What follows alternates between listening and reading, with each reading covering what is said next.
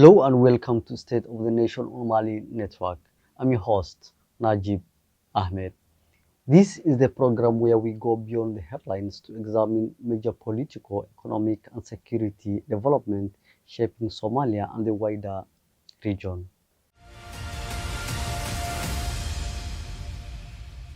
Today, we focus on a growing political crisis that is raising serious questions about Somalia's democratic future, constitutional order, and national stability.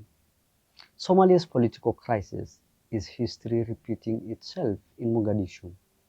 Somalia is once again facing a constitutional crisis, and this time the threat is not coming from Al-Shabaab or external actors. It's coming from the heart of the political system itself.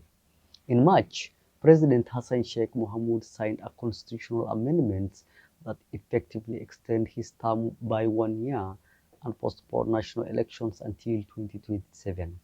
The government argues that the move is necessary to prepare Somalia for a historic one-person, one-vote election, something the country has not achieved in decades.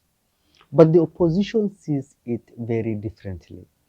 A coalition of former presidents, former prime ministers, and two sitting federal state leaders has rejected the amendments, accusing the president of using democratic reforms to consolidate power.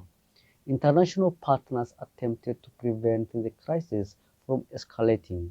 American and British diplomats stepped in to broker a compromise, but those talks collapsed on May 15th, the very day President Hassan Sheikh's original mandate was due to expire.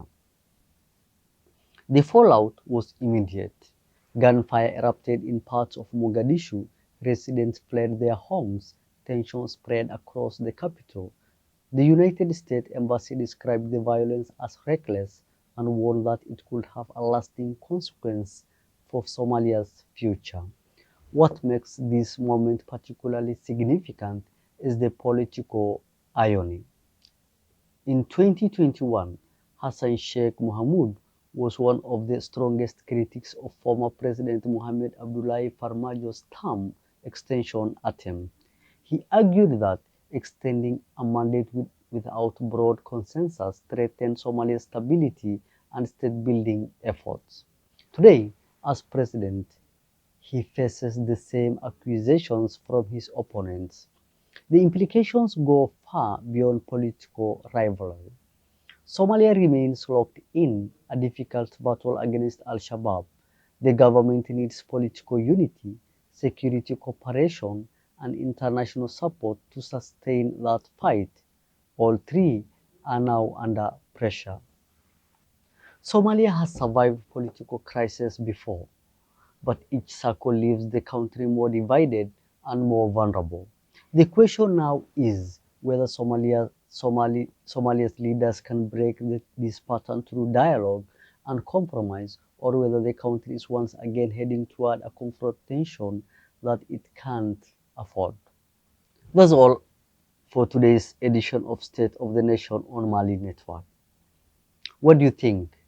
Is Somalia moving closer to genuine democratic reform, or is the country repeating mistakes that have fueled political instability in the past? Share your views in the comment section below. If you found this analysis useful, please like, subscribe, and turn on notifications so you never miss our in-depth coverage of Somalia, the Horn of Africa, and the global affairs. I'm your host, Najib Ahmed. Thank you for watching. Bye-bye for now.